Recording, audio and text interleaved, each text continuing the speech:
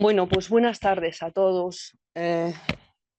Quería daros las gracias a los que venís aquí presencialmente a participar de esta presentación del proyecto Ría de Viveiro, y también quería dar las gracias a los que nos siguen online y que nos van a seguir después en diferido. Estamos muy contentos, están en torno a las 160 y tantas inscripciones, o sea que la arqueología interesa. Eh, Este proyecto está tutelado por UNED A Coruña y va a hablar su director, Antón López, que nos va a introducir además en la arqueología subacuática. Antón es graduado en Geografía e Historia por la UNED, es arqueólogo subacuático, es buzón profesional e instructor y es el responsable del área para el norte de patrimonio sumergido de la FEDAS.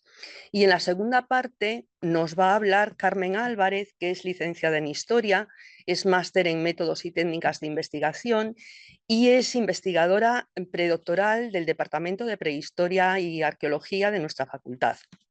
Carmen forma parte del equipo de tierra y de laboratorio y entonces va a hablar de lo que concierne al ámbito terrestre. Al final, pues tanto los de casa como nosotros, los que estaremos aquí, pues podemos formularle las preguntas que consideréis pertinentes. Y bueno, el equipo no puedo nombrar a todos, somos, la verdad, un número bastante extenso. Alguno, Emilio, está por aquí también. Otros nos siguen online, Susana está por ahí también. Es un equipo de diferentes especialidades, incluso de distintas nacionalidades. Es un equipo multidisciplinar y a mí me parece que eso es idóneo para la investigación, ¿no? Y en el aspecto humano, desde luego, es muy enriquecedor. Quiero nombrar, y eso no quiero que se me olvide, a Chari Guimarey.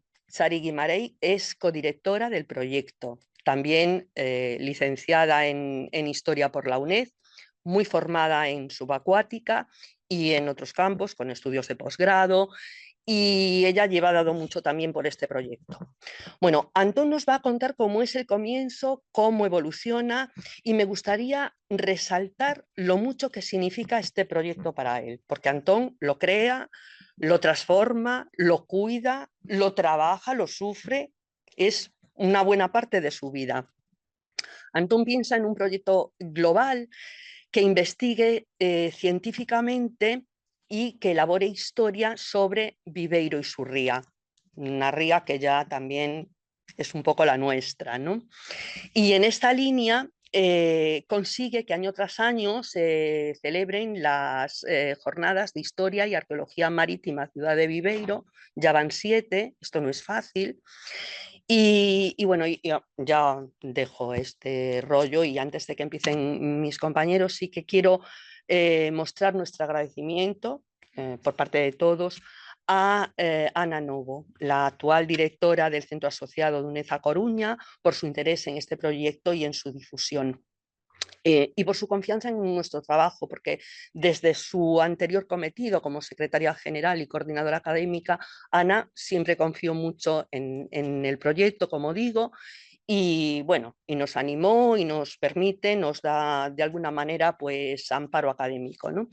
Entonces, quiero también aprovechar para felicitarla por su nuevo nombramiento. Creo que es importante tener una persona como ella al frente de UNED A Coruña, así que la felicitamos y nos felicitamos. Muchas gracias. Os habla Antón. Hola, buenas tardes. La gente que está en casa ya está viendo la pantalla de presentación. Vale, gracias.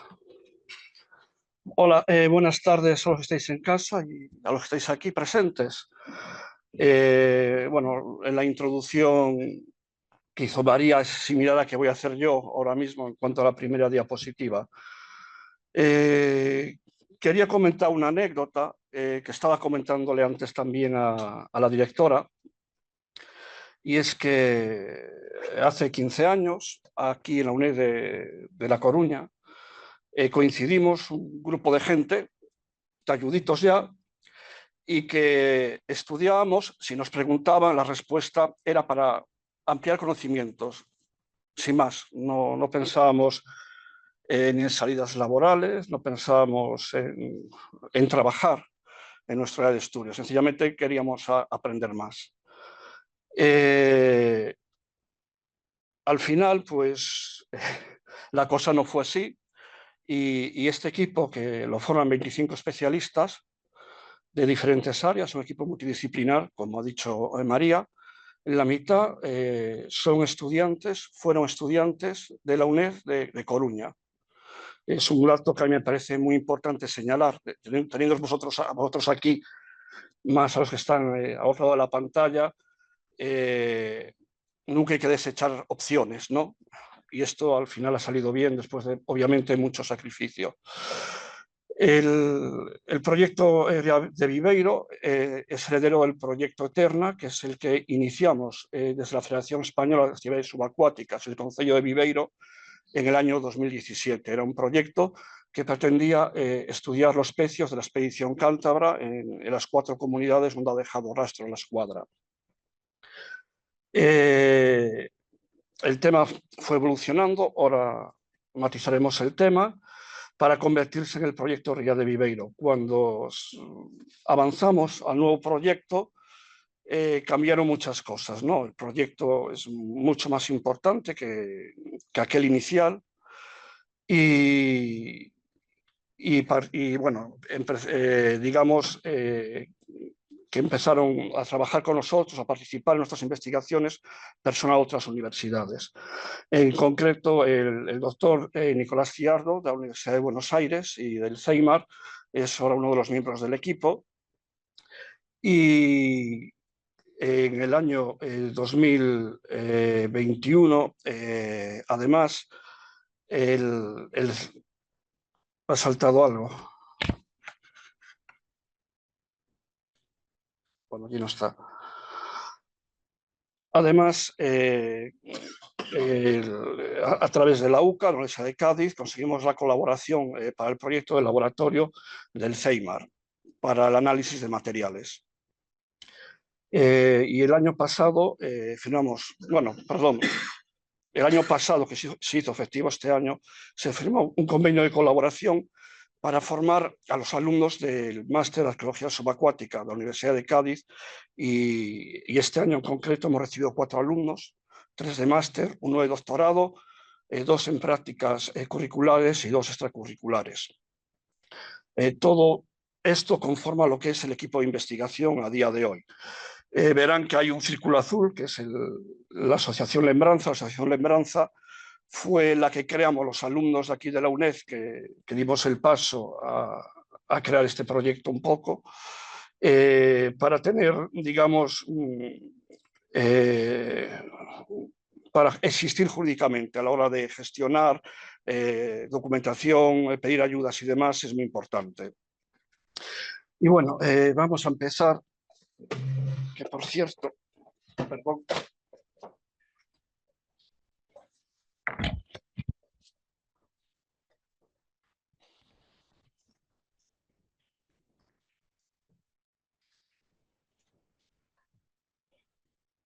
Bien, antes de entrar a explicar lo que es el proyecto Viveiro, es necesario conocer un par de hitos de la arqueología subacuática.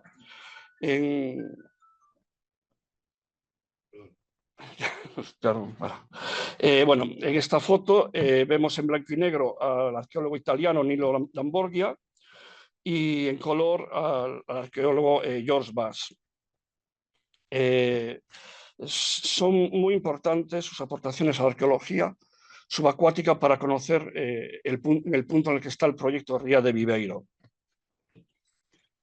En el año 1950, el doctor Nino Lamborghia realiza una excavación de un pecio. Este pecio es el pecio de la Albenga y utilizará para ello la draga Artiglio, que es la pinza que ven en la imagen de la derecha. Si se fijan en esa imagen, verán que los pies de las ánforas sobresalen de la pinza. Cuando comenzaron los trabajos, este arqueólogo se dio cuenta de que tenía que parar esta excavación, debía detenerla porque esta pinza, obviamente, cuando está abierta, cae sobre el campo de ánforas, cierra y para traer a lo mejor las que se ven ahí, que son creo que 4 en buenas condiciones, destroza todo lo que hay alrededor. Entonces mandó parar máquinas y dijo, este proyecto se anula porque no hay metodología y debemos desarrollar una metodología para investigar ese tipo de yacimientos. A partir de ahí, en diferentes años, iría desarrollando una metodología de investigación que se iría aplicando en este pecio durante, ya digo, varios años después de que él decidiera parar estos trabajos que estaban destrozando un yacimiento.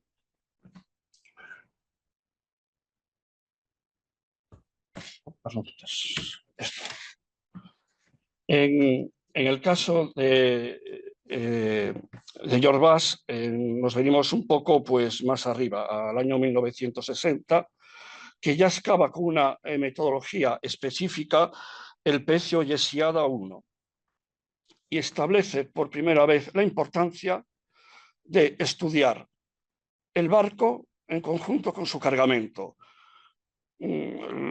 Lo que más se hacía hasta ese momento era estudiar la carga del barco, recuperar la carga de los barcos, como se hacía muchas veces en tierra, en otros yacimientos que se recuperaban objetos sin más. Aquí se contextualizaba por primera vez el estudio del barco, su cargamento, creando, digamos, la escuela que todos hemos seguido hasta ahora. Bien. Esto es importante porque hemos visto que hay la necesidad de una metodología, se estableció que cargamento y buque es una misma unidad que debe estudiarse en conjunto y ahora llegamos a una tercera fase. Observamos en esta miniatura del lado izquierdo, que es de las cantigas de Santa María, una transacción que se hace a través del mar. En el mosaico tunecino también vemos otra transacción de minerales, en este caso, donde vemos que se hace a través del mar. A través del mar,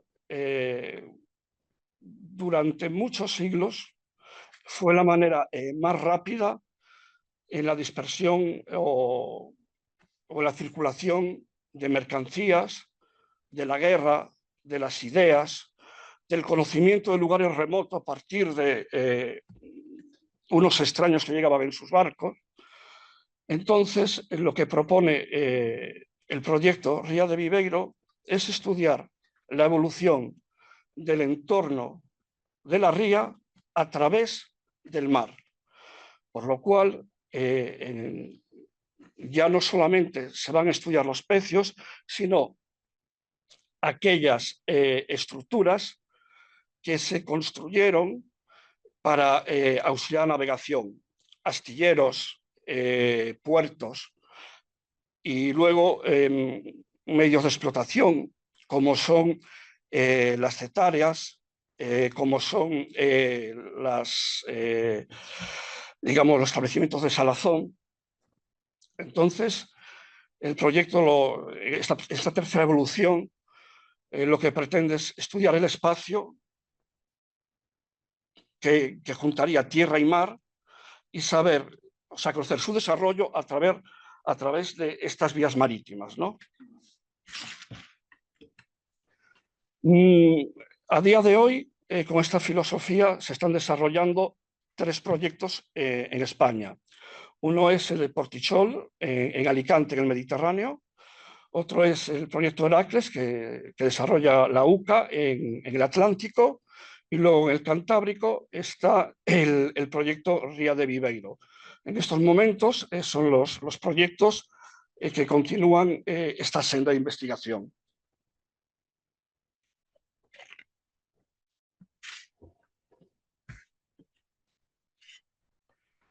La Ría de Viveiro lleva el nombre del municipio que baña principalmente. Todas las rías llevan el nombre del municipio que más baña sus aguas. En este caso, es Viveiro, pero también llega a Xove y a Ovicedo. De tal manera que para digamos, tomar el área de acción, el área de alcance de los estudios, lo que hacemos es eliminar las fronteras físicas actuales y marcar los dos puntos más extremos al oriente y a occidente de la ría, que serían al este Punta Roncadoira y al oeste Punta Carneiro. Y hacia el sur es el punto que tomamos es un puerto fluvial, que sabemos que al menos en la Edad Media y Edad Moderna era muy dinámico. Hay un gran número de casonas en esa zona que se dedicaban a la producción agrícola y en vez de bajar en carretas a la ciudad el producto, lo bajaban a través de la vía fluvial hasta que entraban en la ría y muchas veces ya cargaban directamente en los barcos que importaban esos materiales o que lo necesitaban para su abastecimiento.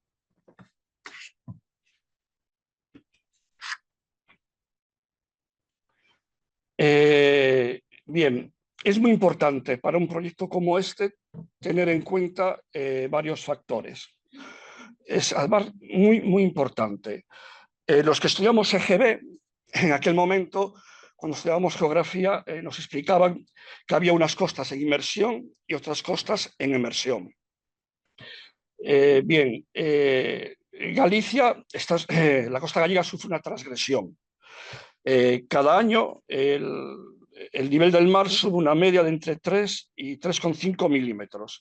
Desde el inicio del Holoceno se evalúa que aproximadamente habrá subido unos 40,95 metros. Por lo cual, lo que ahora es una ría, en su momento fue un valle por el que corrían los animales y que seguramente en sus laterales habría instalados hábitats prehistóricos, ¿no? Bien, aquí he puesto una fotografía de satélite muy visual, que es la isla de Area. En ella se puede ver cómo todavía se ve el brazo que lo unía a tierra, porque en época romana esto no era una isla, era una península. O sea, el nivel del mar fue paulatinamente elevándose, ocupando la ría, hasta que, por ejemplo, en época romana sabemos que era esto una península, pero a día de hoy lo vemos como una isla. De hecho, el brazo, si ustedes entran en Google Earth bueno, y se ponen cenitalmente sobre esta parte de la isla, verán cómo todavía se nota ese anexo a la peninsular, ¿no? Otra cosa que debemos tener muy en cuenta es la acción antrópica. Muchos yacimientos ahora mismo están debajo de las infraestructuras creadas para desarrollar actividades humanas. Obviamente, el problema que tiene un valle es que está rodeado de montañas. Entonces, se debe buscar hacia dónde expandirse y es más sencillo ocupar el mar que desbastar una montaña. Por esta razón, hay márgenes que hoy veríamos imposibles, como es la del puerto de Viveiro, que es una zona acantonada, no es un puerto como tal, sino unos cantones que a través de unos andamiajes que se colocan en marea baja, se trasladan los materiales a la ciudad o de la ciudad a los buques, ¿no? Podemos ver que si nos pusiéramos la puerta de Carlos V, veríamos la entrada de la ría. Hoy en día lo que vemos es un polideportivo y un campo de fútbol. O sea, esto es imposible. Por lo cual, eso también tenemos que tenerlo muy importante al desarrollar un proyecto de tanto alcance. La cronología del proyecto.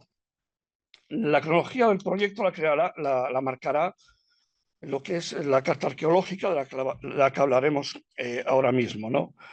Pero quiero llevarles a unos 12, 13 mil años a lo que era Viveiro en la actualidad. Esta creación informática de cómo estaba la costa en ese momento es pertenece a la web de Estudios Minonenses. Y observamos, que, como les dije antes, Viveiro era un valle, por lo cual ahí tenemos ambientes que ahora mismo están sumergidos, ambientes prehistóricos que debe contarse con ellos. Hay yacimientos que ahora mismo pues estarían sumergidos, como incluso puede haber sumergidos, digamos, estructuras de momentos más cercanos a nuestra historia, ¿no? Entonces, la cronología del estudio comienza desde el inicio de la ocupación del hombre de lo que es este espacio que sería la ría hasta la actualidad.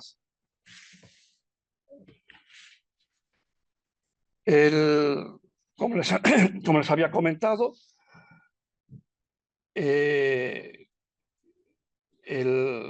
lo importante para un plan como este, de tanto alcance, es tener claro los yacimientos que hay a través de una carta arqueológica. Nosotros seguimos la senda del Libro Verde, el Plan Nacional de Protección del Patrimonio Cultural Subacuático Español. Entonces, este año iniciamos el desarrollo de lo que es la carta arqueológica, tanto subacuática como costera, empezando en la zona del río. Los trabajos, aparte de documentales, que tenemos mucho trabajo documental, obviamente, se están haciendo literalmente palmo a palmo, tanto por debajo del agua como por la costa. En este caso, como nosotros no teníamos experiencia en el estudio, o sea, en desarrollar nuestra actividad en agua dulce, en agua de río, el equipo de Gemosclera, que es otro equipo que comparte con nosotros comparte con nosotros, digamos, silla en el Comité Científico de la Federación Española de Actividades Subacuáticas, se desplazó para ayudarnos en este punto de la investigación. También a partir de este año, y siguiendo también este plan, este libro verde, hemos ampliado las instalaciones gracias a la Consejería del Mar de la Xunta de Galicia.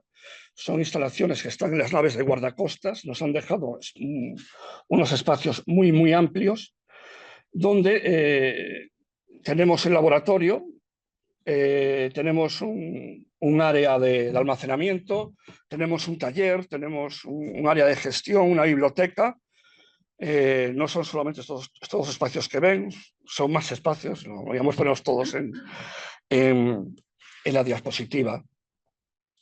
Un proyecto como este necesita una logística muy contundente, muy contundente.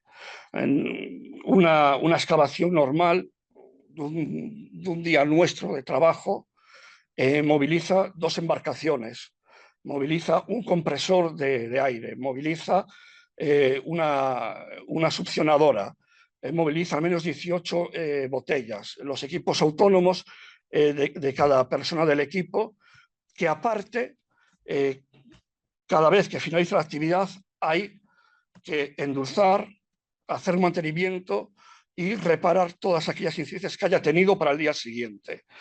Gracias a esta colaboración y al espacio que tenemos, nos ha sido mucho más fácil que otros años trabajar, y aparte nos permite una ampliación del propio equipo. Por eso es vital para nosotros esta colaboración. Del proyecto anterior,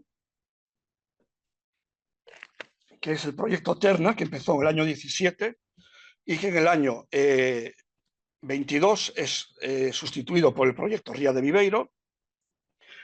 Mantenemos aquellos trabajos que ya estábamos haciendo previamente. Uno de ellos es el estudio de la fragata María Magdalena.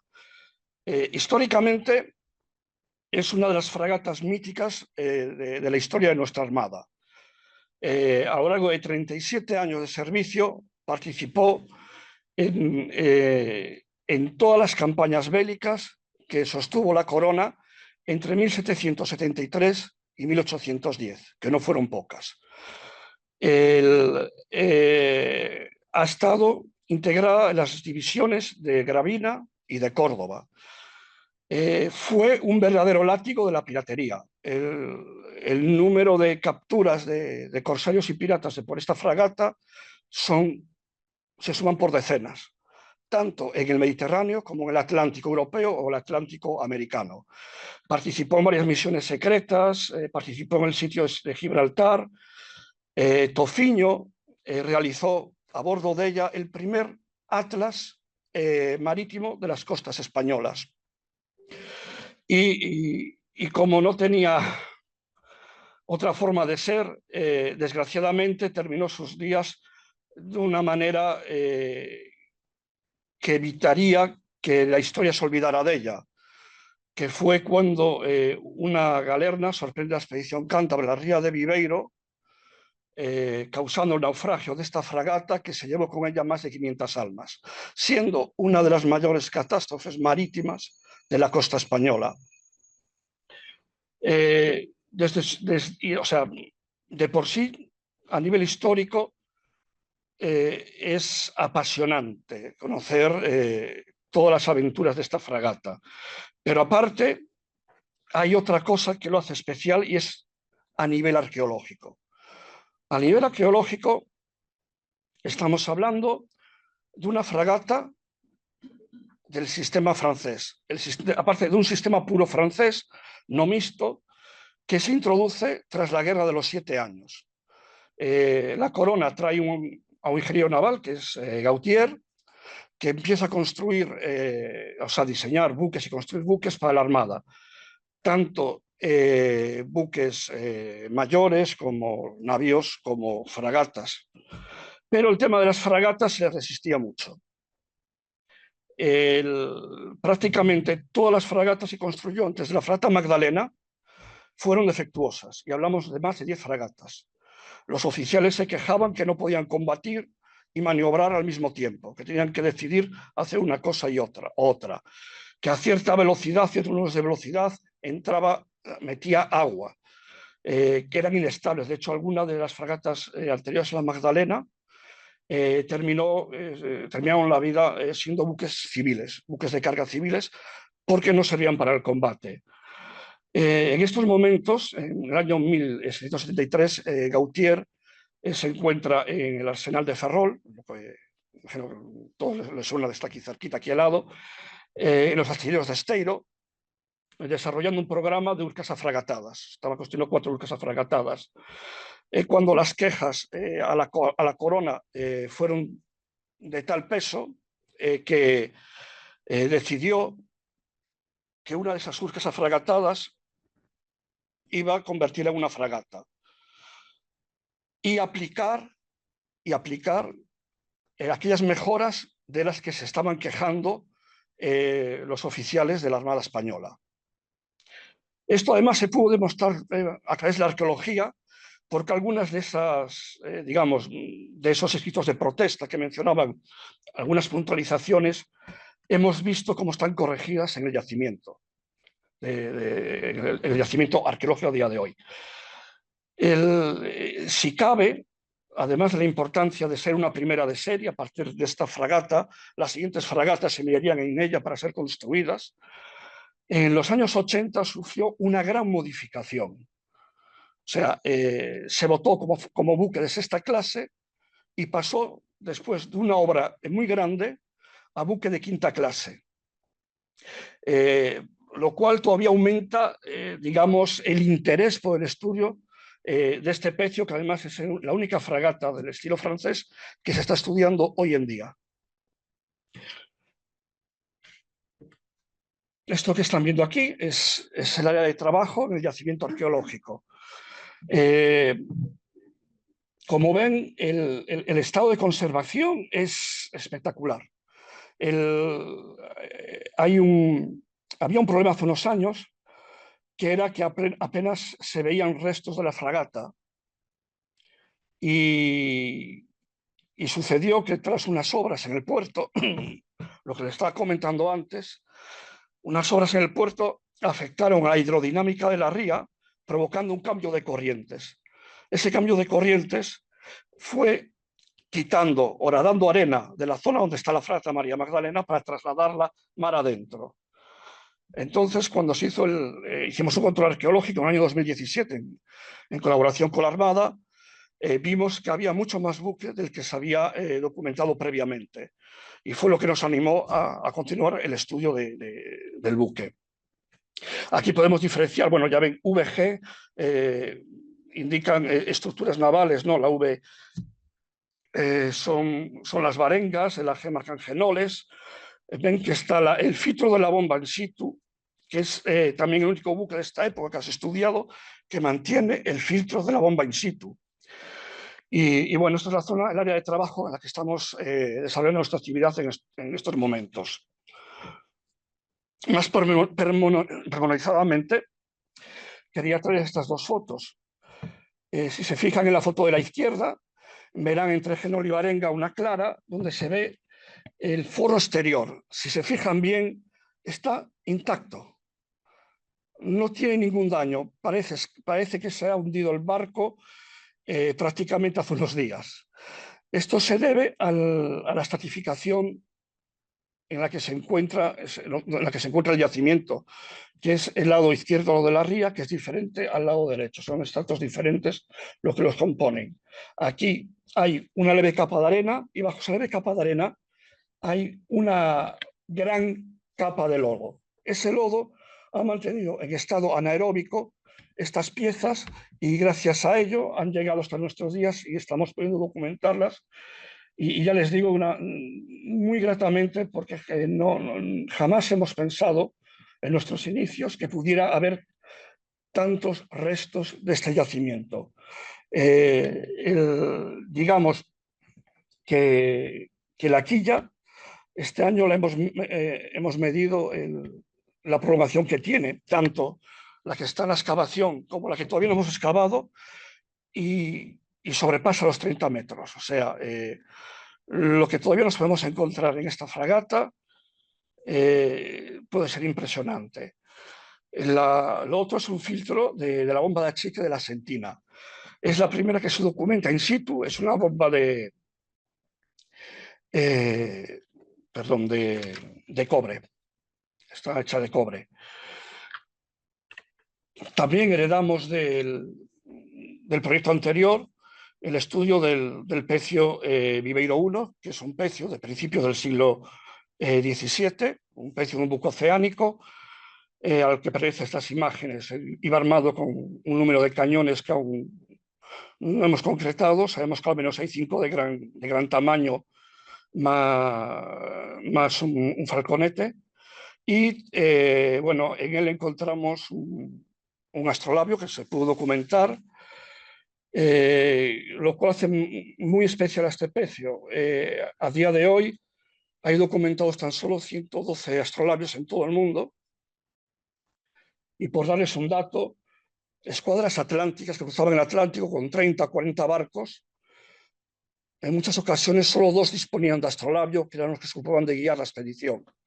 Era, digamos, la más alta tecnología de aquella época, y en este caso el estado es excepcional, es el 6º mejor conservado a nivel mundial y además todavía mantiene movilidad en sus elementos. O sea, es un elemento realmente impresionante. Esto lo heredamos también del proyecto anterior, pero fue lo que nos abrió los ojos. Esto fue lo que nos hizo ver la necesidad de una evolución. En la zona sur, en el círculo más ovalado, está marcado lo que es un fondeadero. En ese fondeadero apareció el yacimiento del pecio Viveiro II. Es un pecio antiguo que todavía no tenemos suficientemente documentado ni su origen ni cronología, porque nos da un pequeño problema, que es que al estar en un fondeadero, el material arqueológico que hay está mezclado con el material arqueológico tirado en otras épocas.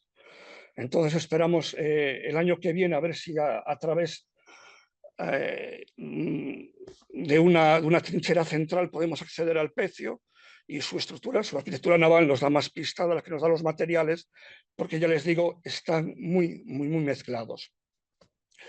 El trabajar en este área tantos días nos hacía, bueno, la actividad se realiza delante de un establecimiento de origen romano que se prolongó su vida hasta la Edad Media, y prácticamente lo teníamos enfrente, y estar documentando el material que estamos documentando de diferentes eras.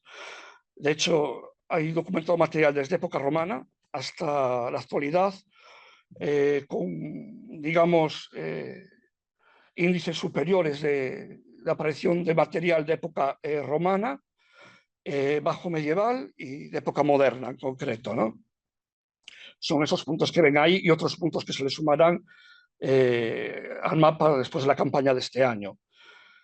El tener tan cerca este establecimiento romano, el haber descubierto también durante esa campaña un yacimiento intermareal, que es el que ven más al sur, creo que lleva el número 1, donde se encontraron los lastres que están aquí al final del aula, que les hemos traído luego para enseñarles, nos hizo pensar que no podríamos...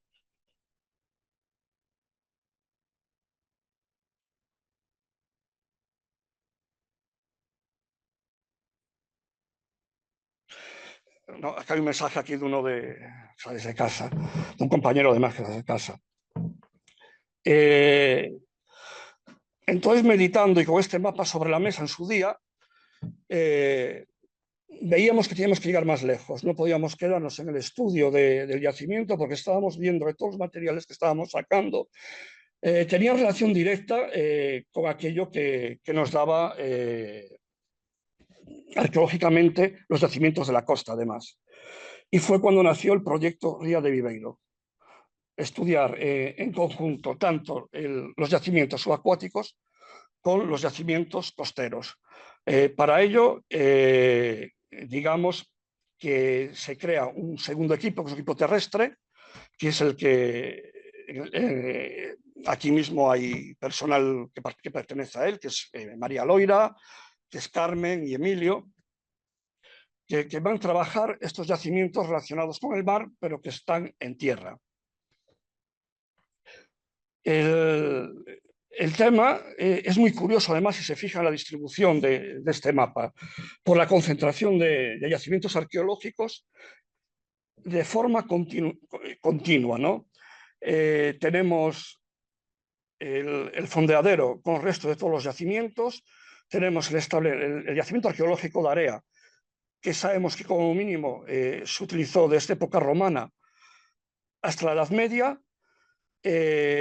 Tenemos el punto rojo superior, es una cetárea datada en 1860.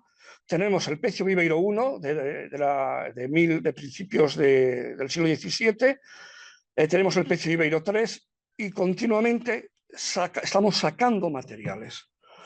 Y la evaluación, precisamente, como les he dicho, de esta concentración de yacimientos fue la que nos llevó a desarrollar el proyecto Ría de Viveiro. Lo que ven aquí a la derecha es parte del yacimiento terrestre. Y quería también, antes de terminar, enseñarles algunas fotos de los materiales recuperados o documentados bajo el agua. Entre ellos hay un ancla Capitán C. Es a día de hoy el elemento arqueológico más antiguo datado a través de la arqueología en la ría de Viveiro, que además coincide con la datación que se hace del yacimiento de Area.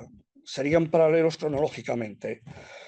No quiere decir que no haya material más antiguo ni que los romanos ya hayan llegado antes, obviamente. Hablamos de lo que podemos demostrar a día de hoy a través de la arqueología, ¿no? Seguimos trabajando y a día de hoy tenemos más material romano con el que estamos trabajando ahora mismo, que posiblemente sea más antiguo incluso que este ancla.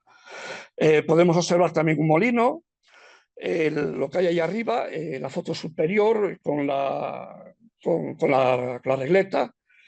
Es una pieza excepcional también, es un mortero de piedra caliza, datado finales del siglo XIII, principios del siglo XIV, es medieval. Y la cerámica que hay abajo la hemos puesto al revés para que vieran, es una cerámica de la Edad Moderna, que era un recipiente para el material de calafateo. Y eso negro que ven es todavía la resina de pino que se mantiene adherida a lo que es la cerámica. No nos quedamos solamente en realizar un proyecto arqueológico, no nos quedamos solamente en la investigación, sino que le damos mucha importancia a la divulgación a todos los niveles. Cuando creamos el proyecto en el año 2017, creamos también las primeras jornadas de arqueología marítima Ciudad de Viveiro. Son unas jornadas con proyección internacional a día de hoy, que se crearon para tener un foro de especialistas en el norte de España, foro de especialistas que no existía ni en el País Vasco, ni en Cantabria, ni en Asturias, ni en ese momento en Galicia. No existía un foro donde los especialistas fueran a presentar sus proyectos e intercambiar ideas. Entonces dimos un paso al frente. Esto era importante para el yacimiento, tenía que abrir gente a conocernos, teníamos que ir a otros sitios, obviamente, a presentarnos y tener estas jornadas que llevamos por las séptimas, organizando las octavas, nos ha valido el ser el primer proyecto español que se integra en el libro de buenas prácticas de la Confederación Mundial de Buceo. Además de este foro, como les he dicho, participamos en otros, en congresos tanto nacionales como internacionales. En concreto, este era la Universidad de Alicante, y realizamos y nos volcamos mucho en hacer jornadas de puertas abiertas, llevar a gente a los yacimientos a que los visite, en crear actividades y divulgar. Divulgar, ya le digo, a todos los niveles, absolutamente a todos los niveles.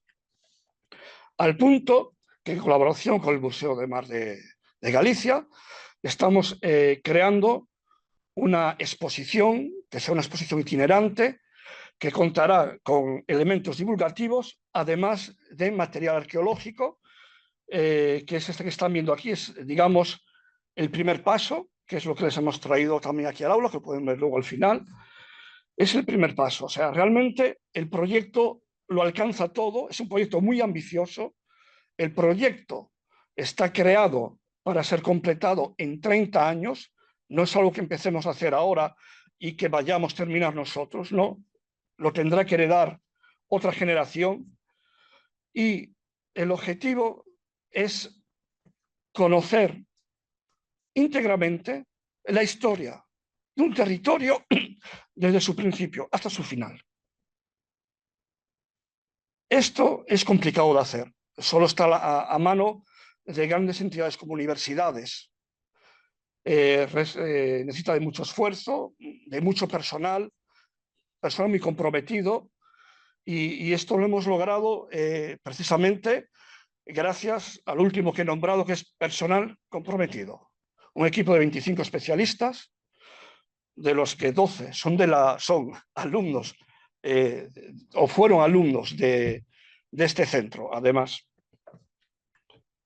Y bueno, quería dar las gracias porque este proyecto obviamente consume dinero, consume esfuerzos, consume colaboraciones.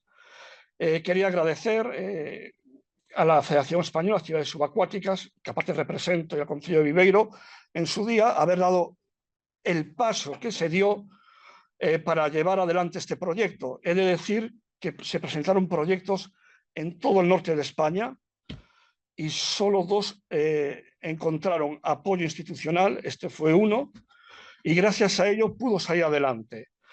Debemos dar las gracias también a la Fundación Monteagudo, el Puerto de Celeiro, que aporta una cantidad económica importante que nos permite precisamente llevar a cabo nuestras campañas arqueológicas, a la Xunta de Galicia, a la Consellería do Mar y a su servicio de guardacostas, que es el que nos presta estas instalaciones espectaculares que nos han permitido dar un paso de gigante a nivel logístico dentro de lo que es el proyecto.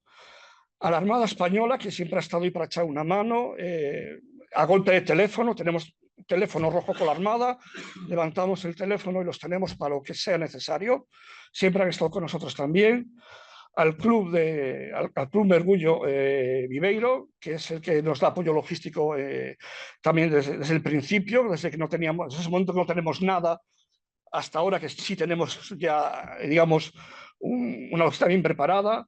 A la empresa Topodel, que nos hace los trabajos de fotogrametría y topografía, al Seminario de Estudios Terra de Viveiro, a Gemosclera, que como hemos visto son los que nos han llevado de la mano al río, y a las entidades Vivemar, a la Marina Viveiro, que también nos ha hecho una mano siempre que es posible, y al CHIPE. Es muy complicado mantener un proyecto como este. Hay que estar peleándolo día a día, y si no fuera por estas colaboraciones, no saldría adelante. Y bueno, y ya con esto me despido. Quería darle las gracias a todos. Cuando termine Carmen su presentación, pasaremos a hacer una rueda de preguntas, cuestiones. Estaremos encantados de contestar y sobre todo recordar esto. Este es a día de hoy uno de los proyectos más importantes a nivel nacional de este ámbito. Este proyecto, ha salido porque un grupo de gente quiso que saliera adelante. No esperó subvenciones, no esperó subvenciones, ahora sí tenemos, obviamente, no esperó a que lloviera dinero del cielo, sino que dio el primer paso y los primeros resultados fueron los que convencieron a las administraciones en confiar en nosotros. Lo que quiero decir es que aquellos que tengáis dudas si dar un paso adelante o no, en la vida hay que llevarse hostiazos, y para llevarse hostiazos hay que echar el pie adelante. Animaros a hacer eso. Muchas gracias. Muy bien. Bueno, pues vamos a ver algunas cuestiones sobre el yacimiento que comentaba Antonio de Area. El yacimiento de Area se llama Praia de Area, que es el nombre con el que se denomina. Bueno, antes de nada voy a seguir un esquema que sería la introducción, la historiografía, la intervención arqueológica y las conclusiones. Ya me estaba adelantando. Pues eso, que el yacimiento se llama Praia de Area, forma parte del proyecto Ría de Viveiro, es por lo tanto un fragmento de este proyecto que nos acaba de presentar el director. Bueno, hasta ahora las excavaciones en curso estaban dentro del proyecto Ría de Viveiro, se inscribían dentro de la arqueología subacuática. Area es el primer yacimiento terrestre que tenemos en proyecto estudiar. Aunque bueno, en Area el mundo acuático y el terrestre se mezclan, como ya os ha adelantado Antonio. Bueno, ¿por qué nuestro interés por este yacimiento y no por cualquier otro?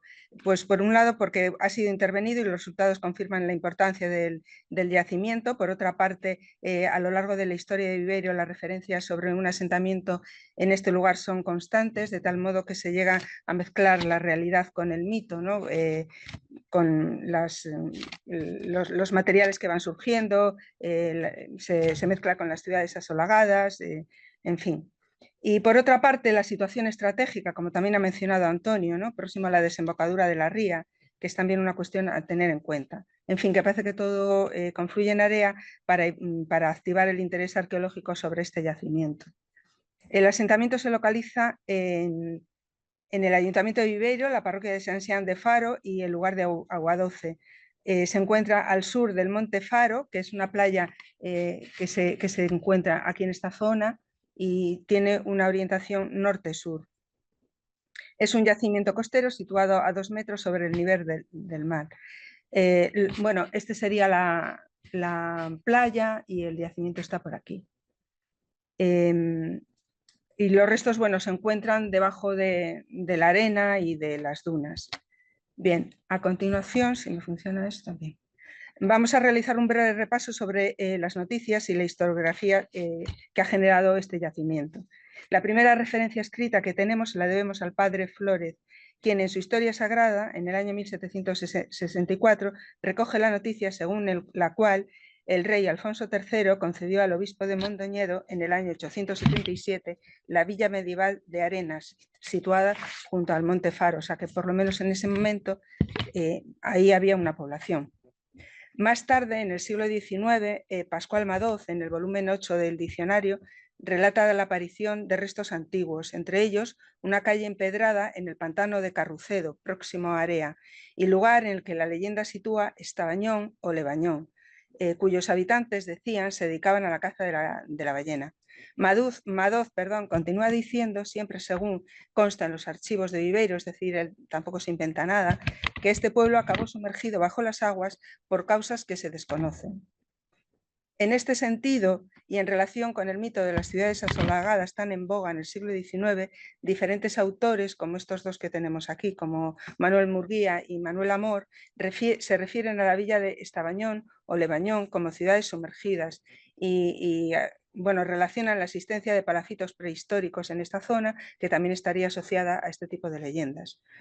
Y ya como si el mito y la realidad se unieran, en el siglo XX tienen lugar varias galernas que van a poner al descubierto materiales arqueológicos que posteriormente la acción del mal volverá a tapar. La primera de ellas se produce en 1951 y dará lugar a la primera publicación arqueológica de carácter científico sobre el yacimiento de Area.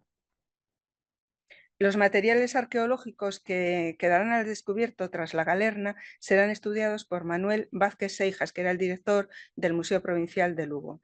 En 1952 publica los resultados en la revista Mindoñense.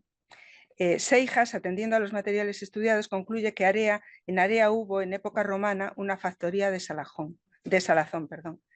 Seijas, siguiendo a Maciñeira, abraza la posibilidad de que los puertos del Cantábrico hubiesen sido utilizados por los fenicios como factorías.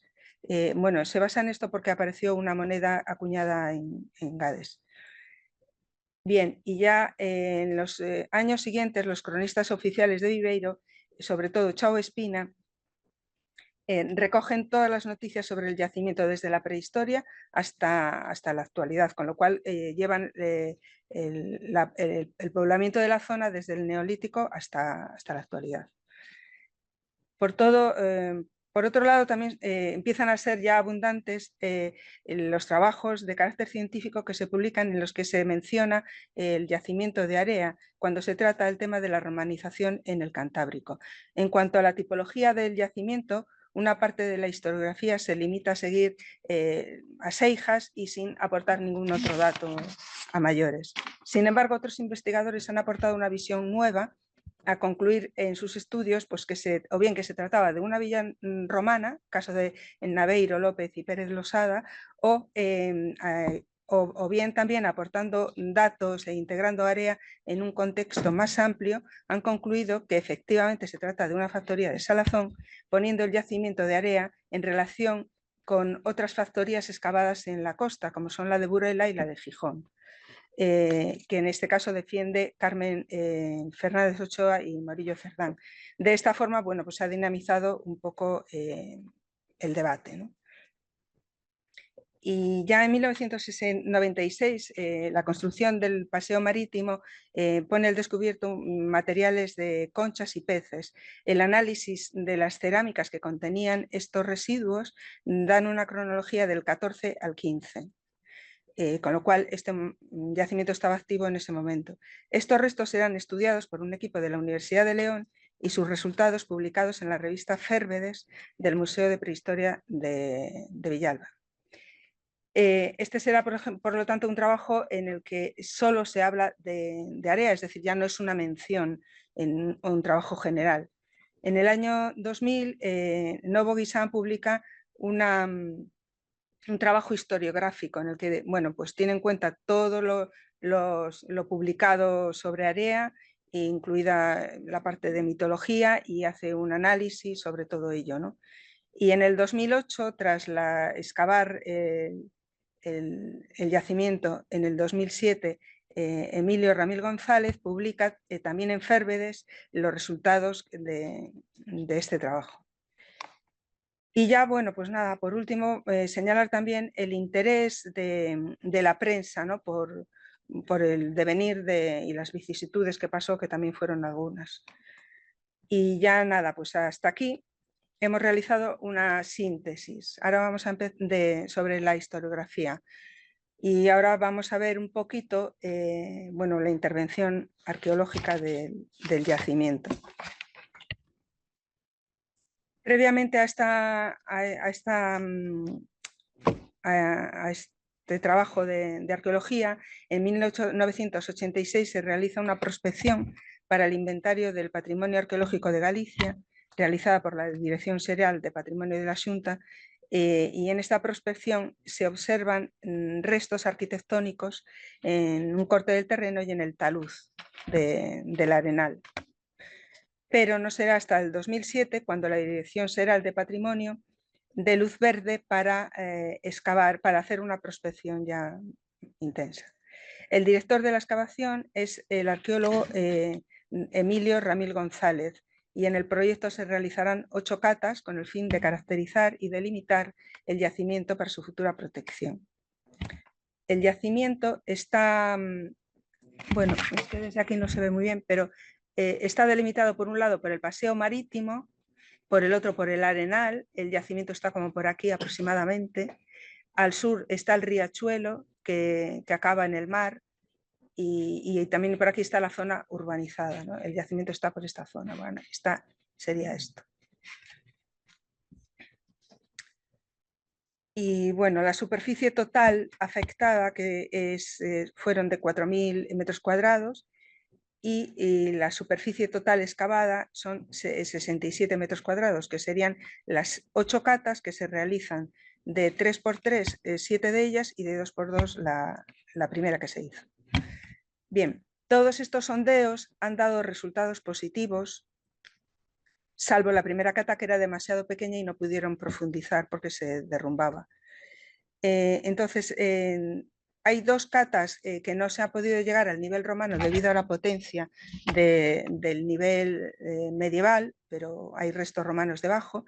Y luego hay otra cata que solamente ha dado resultados en el nivel romano, ¿no?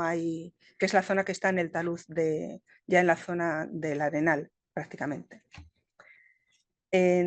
Bueno, no vamos a relatar todas porque ni siquiera hay tiempo, y hemos elegido 2 que, bueno, que yo creo que, bueno, pues que caracterizan un poco el yacimiento y que, bueno, tienen cuestiones que yo creo que son interesantes. Esta de aquí, por ejemplo, que estaría al suroeste del yacimiento. Podemos ver aquí, esto de aquí, que serían los muros, el muro medieval, y el otro estaría aquí, y abajo, que se ve esta cosita, que sería el muro romano. Como vemos, este sería un muro con una piedra, bueno, pues digamos que mala, ¿no? Así poco, muy partida, y aquí en cambio vemos que son bloques perfectamente cortados, ¿no? Parece que es otra de las características de los sondeos que han dado, ¿no? Que digamos que lo medieval, la arquitectura medieval, los muros medievales son de peor factura que los de origen, que los del nivel romano. Entonces, en esta zona de aquí, por aquí, vemos lo que Emilio Ramil dice que es una ventana de la villa romana, ¿no? De una villa romana. Y aquí también se han exhumado en restos de pared con pinturas que algunas pues parece que tienen así como dibujos geométricos o algo parecido. Y bueno, pues ya tenemos esta otra que sería, esta está al oeste del yacimiento y es en el talud del Arenal, y es la famosa pileta de Salazón, ¿no? Que tiene opus caementicium por abajo, en lo que es la base. Aquí tiene un desagüe, y esto de aquí sería mortero hidráulico, no lo veo muy bien, pero creo que esta zona de aquí, o sea, las paredes son de mortero hidráulico y la parte de abajo de cementicio. Esto apareció, bueno, la base pues con los materiales caídos sobre ella, lógicamente.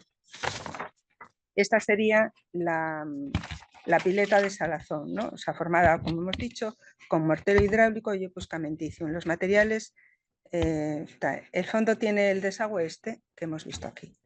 Vale, y en cuanto a los materiales que aparecen en las excavaciones, bueno, aparece mucha cerámica. La mayoría de los materiales que aparecen son de carácter constructivo, pues, yo qué sé, tejas, bloques de piedra y cosas así.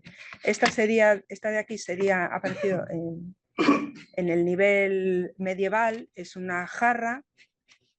Esta es bueno, esta moneda no ha aparecido en contexto estratigráfico, sino que ha aparecido en la galerna de 1965-66.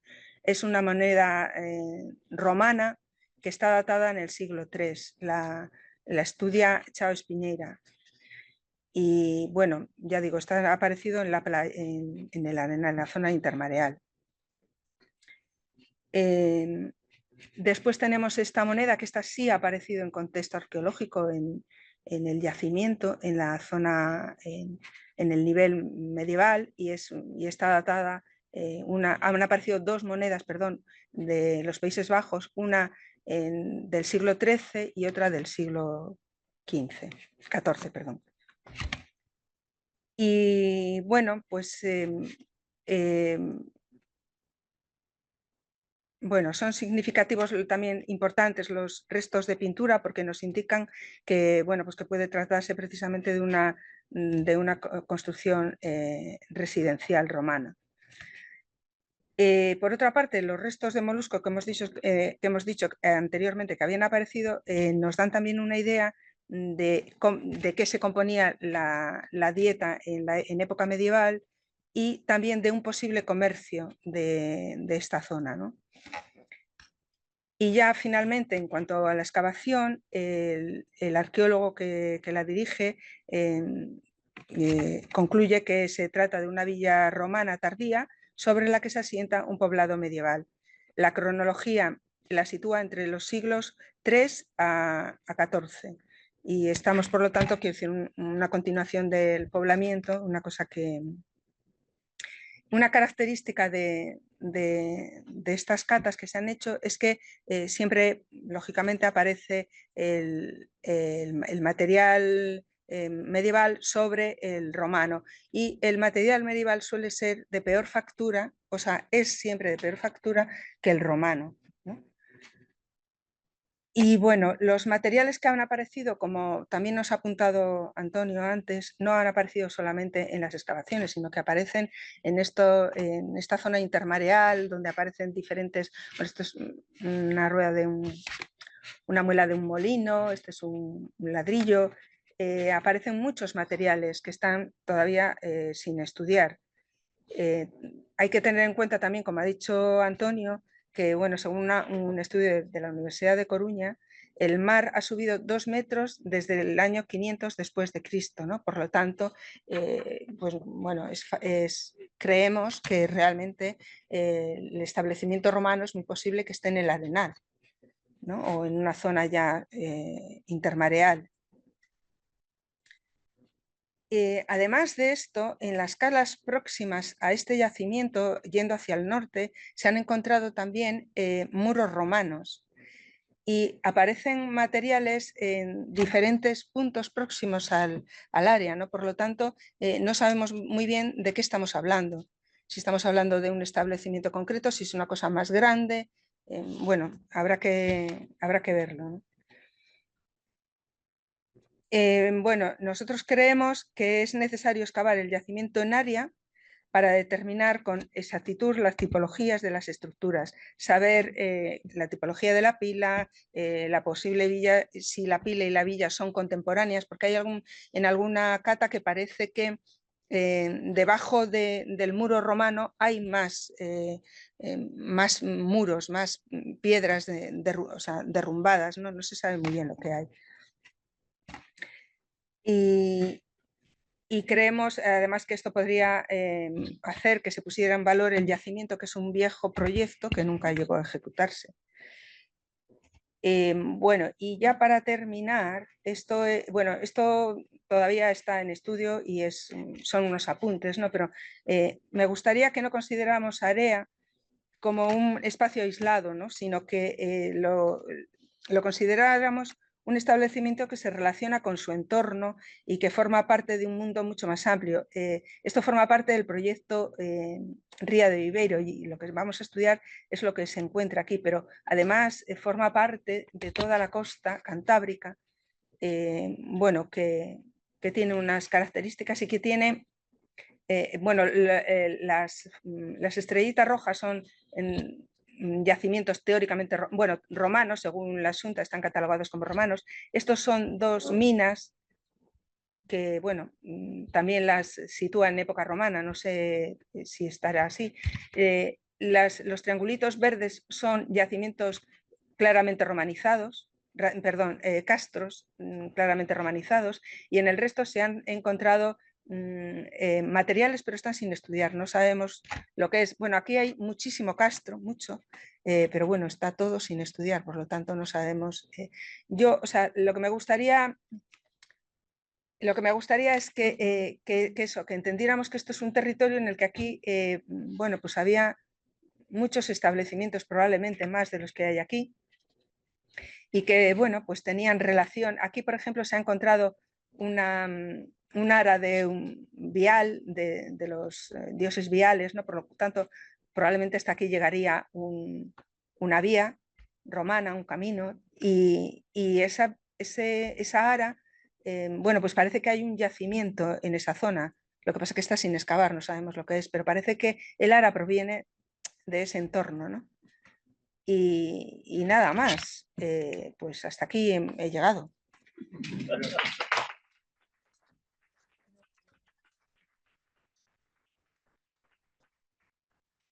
Pero bueno, muchas gracias por el interés, ¿no? que habéis mostrado.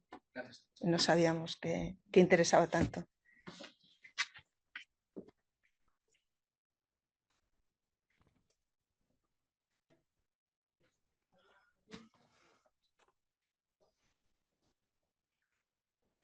Una pregunta para... Bueno, sí. Sí, voy a comentárselo, están lejos, están en casa. Hola, ahora vamos a empezar con el turno de preguntas. Para llevar un orden vamos a contestar primero la de los alumnos presenciales y luego pasamos con los alumnos que estáis en casa.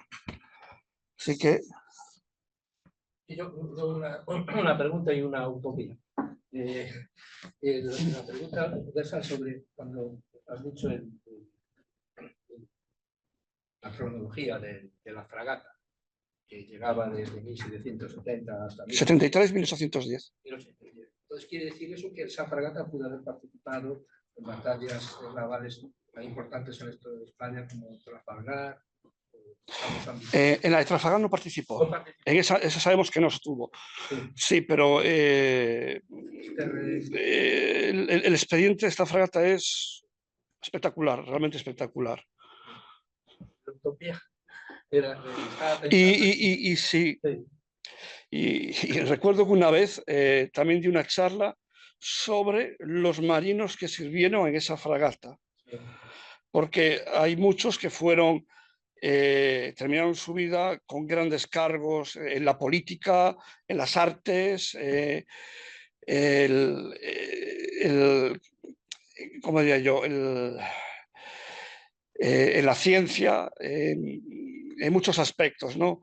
Personajes muy interesantes como Van Halen, que sirvió 2 veces en la fragata, uno como brigadier de guardia marinas y otro como teniente de navío, que fue herido durante la batalla del Fuerte Diamante.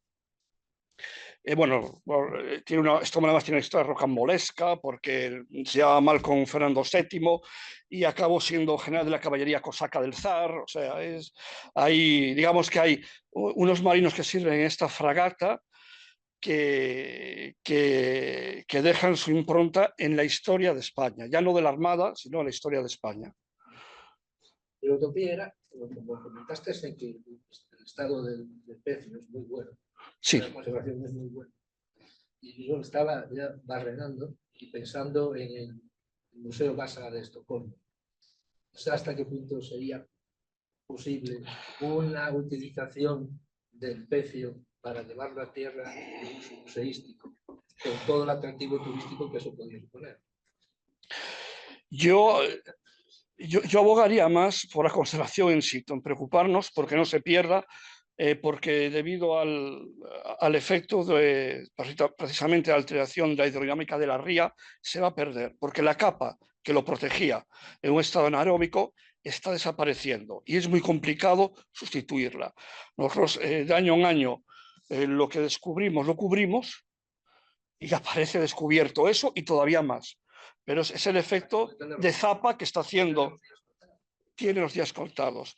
El retirar el pecio, a día de hoy, su rodo y su codaste está en el Museo de Esponar, se pueden visitar. Ahora, yo creo que lo bueno es documentarlo, que es la mayor preocupación para que no se pierdan los datos, y crear un museo como el Vasa tiene muchas complicaciones, mucha inversión, y a lo mejor había que mirar más para la nao que están reproduciendo en el País Vasco. Sí, realizar una reproducción, porque aparte el desarrollo de esa nao se está sosteniendo por sí misma. Me refiero, se está pagando con las visitas prácticamente. Las visitas, los apadrinamientos y demás van a resucitar ese buque y lo vamos a ver navegar como aquel entonces. No va a ser, digamos, la quilla con los... No, tal cual. Esto lo que tiene, primero, que es muy complicado de realizar, luego muy complicado de mantener. Y luego, y no me lo tomen a mal, en un país como el nuestro, muy poco serio con el patrimonio, si se desatiende en su mantenimiento, se podía perder más rápido en tierra que en mar.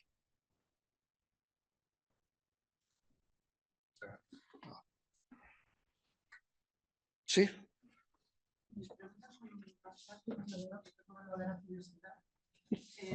Un proyecto de arqueología subacuática, ¿a qué profundidades y durante cuánto tiempo y cuántas personas hacen inversiones para hacer las actividades que se tengan?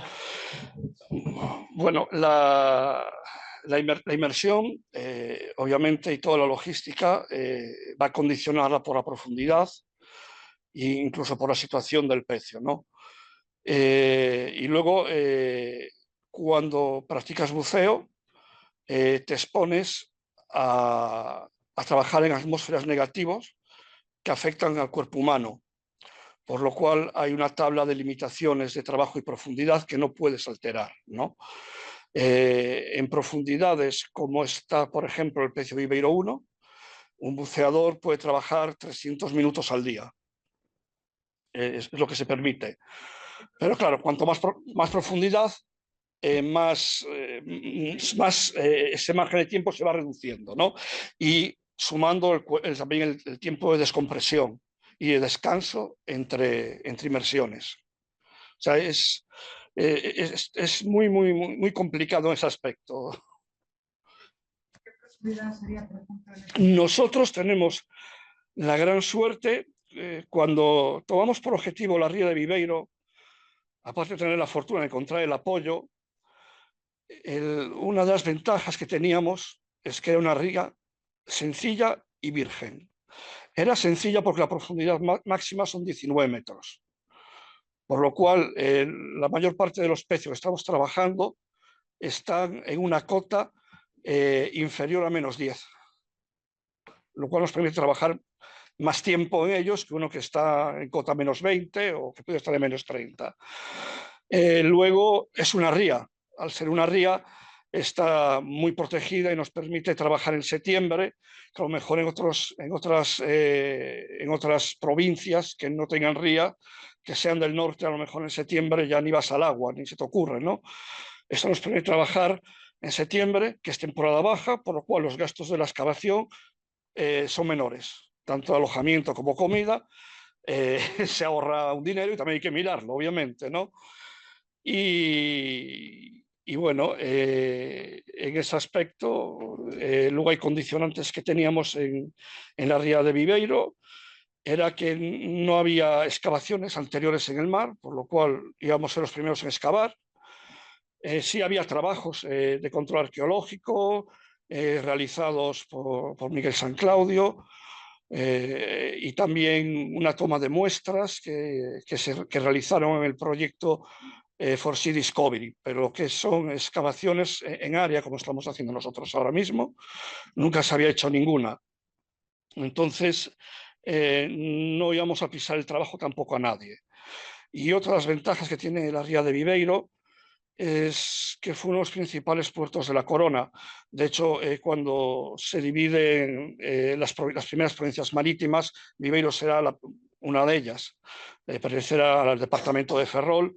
Y bueno, la historia que engloba la posibilidad de tener en la ría de Viveiro, y no es broma, documentados 92 naufragios, y de esos 92 naufragios, el 70% ser históricos en la horquilla de 1598 hacia la actualidad. Los que hay anteriores obviamente no están documentados, no sabemos cuántos puede haber. Digamos que nos ponían un escenario muy atractivo para el estudio. No sé si esperar a lo mejor a que termine una ronda de preguntas para luego hacer el resto o para no monopolizar. ¿Alguien más que hace una pregunta intermedia? Por no acaparar. Sí. Bueno, Sí. en relación con esto, Sí. ¿qué actividades? Yo quería preguntar igual, pero igual termina aquí. Sí, venga, ya estamos. ¿Qué actividades concretas se tienen que hacer bajo el agua y qué se puede hacer en tierra?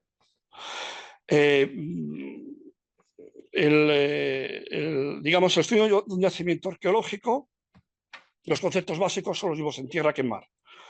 El problema es la hostilidad del ambiente, ¿no? Yo, por hacer una analogía, siempre digo que somos los astronautas de la arqueología. Trabajamos con equipos autónomos en un ambiente hostil, en unas condiciones de ingravidez que nos limitan a lo mejor la movilidad, que nos haría trabajar más rápido de alguna manera, pero nos la compensa por otro, ¿no? Entonces, es un poco la diferencia que hay, ¿no? Más el ambiente que los estudios, que el estudio del yacimiento en sí. ¿Crees que es muy fácil estar con el paletín? Entonces te doy la espalda. No es superior que se haga lo mismo bajo el agua que en tierra, aunque lleve más tiempo, el hecho de que se haga, que al final el método sea el mismo, nos sorprende mucho. No, los métodos son el mismo. Primero siempre son las prospecciones visuales, sondeo y excavación, ¿no? O sea, la metodología es la misma.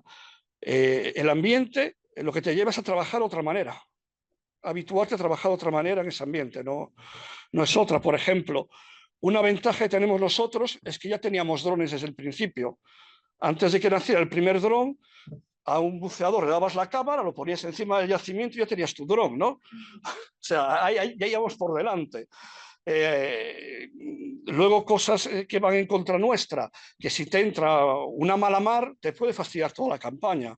La campaña hace 3 años tuvimos, de la última quincena creo que fuimos 4 días al agua por culpa de la mala mar. En tierra tienes un mal día y empiezas a acumular horas los demás días y las vas compensando. Aquí no puedes porque tienes una limitación de exposición bajo el agua, precisamente digamos al estar respirando un aire que está en una botella. Te limita mucho más.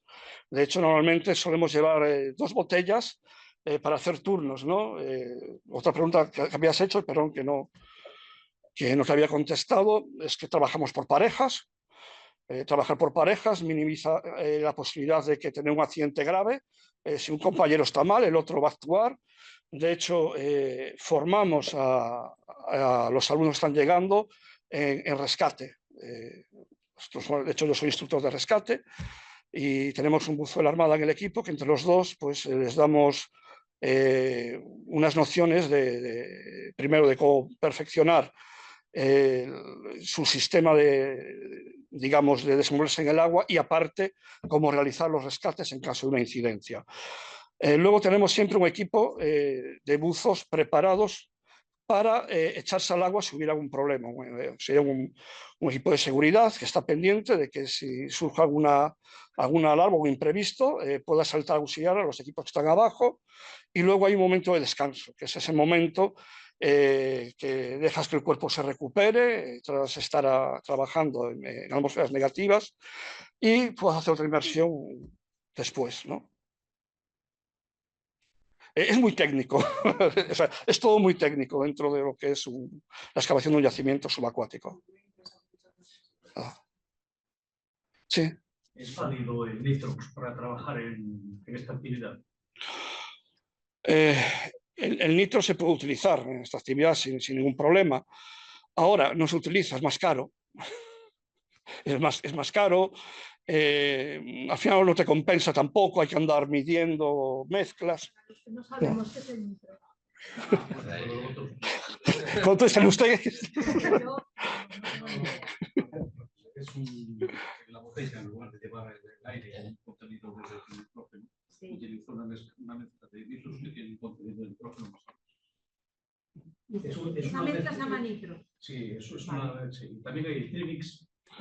No sé sí, a ver, el tema es ese, que cada vez que sea una botella hay que andar pendiente de ella. ¿Confundes lo mismo?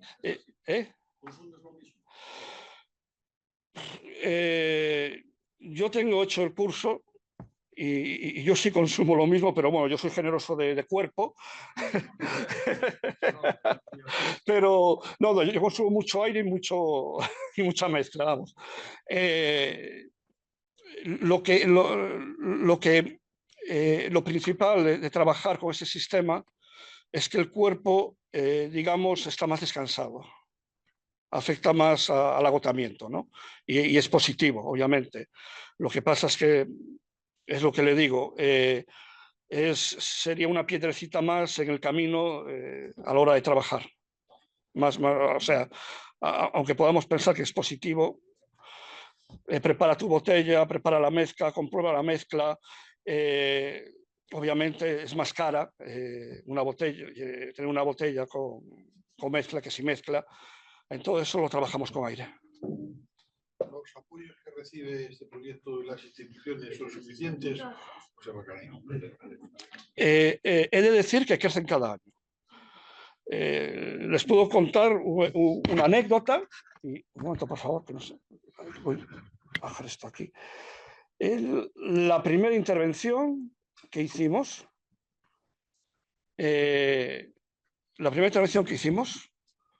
éramos 4 personas y 300 euros.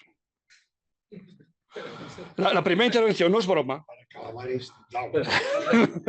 No es broma la primera intervención. Siempre lo cuento porque me gusta contarlo. Y en ese momento era más el querer que el poder, ¿no? En ese momento. Obviamente, desde el principio dimos muy buenos resultados y de un año para el otro hemos ido sumando una cantidad que incluso en aquella época no pensamos, ¿no? Imagínese que ahora podemos mantener una campaña de un mes con 2 turnos hasta 15 personas.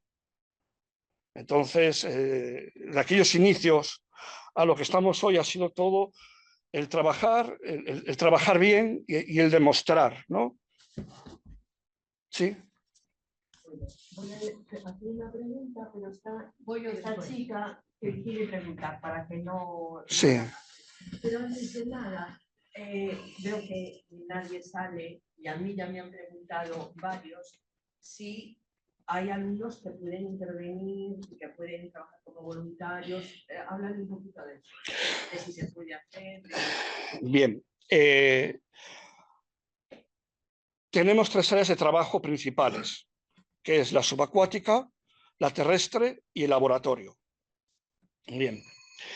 En el ámbito subacuático, a día de hoy, y digo a día de hoy, no digo un futuro, las plazas que salen, que no son para el equipo, son para los alumnos de la Universidad de Cádiz. Tenemos pensado, de hecho estamos ahora en la UNED, digamos, llevándolo a cabo, negociándolo, de poder, en la parte terrestre, que el personal pudiera ser preferentemente de la UNED. Pero es una cosa que está todavía en desarrollo, esto puede llevar 1 año o 2, gestionar todo lo que hay que hacer, no es una cosa que sale de un día para otro, ¿no?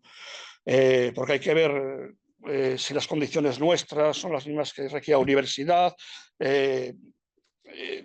lleva mucho trabajo de fondo, ¿no? Pero es un poco lo que estamos pensando. Y en el trabajo de laboratorio, ahora mismo lo que necesitamos es gente con mucha experiencia. Con cuanta más experiencia mejor, porque el material que tratamos es un material que está en un estado, digamos, o sea, nosotros lo que hacemos, los materiales que retiramos del mar, estamos retirando de un ambiente a otro. O sea, es un cambio de ambiente estos materiales y tienen que estar muy controlados para que no se deterioren.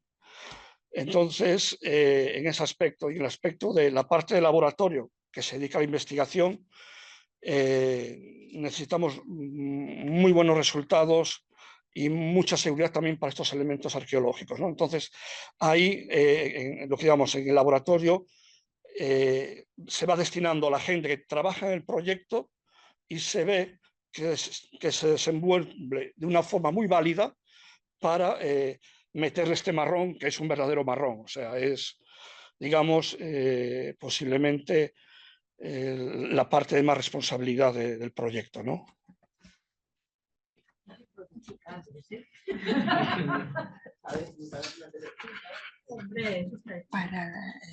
Para tierra, igual sí se necesita. ¿Perdón?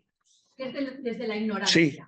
La metodología. Sí. Es decir, me interesa saber si está relacionado tanto la excavación subacuática con la excavación en tierra. Es decir, hay indicios o, por ejemplo, hay indicios en la excavación arqueológica en tierra que haga pensar bien, que... bien.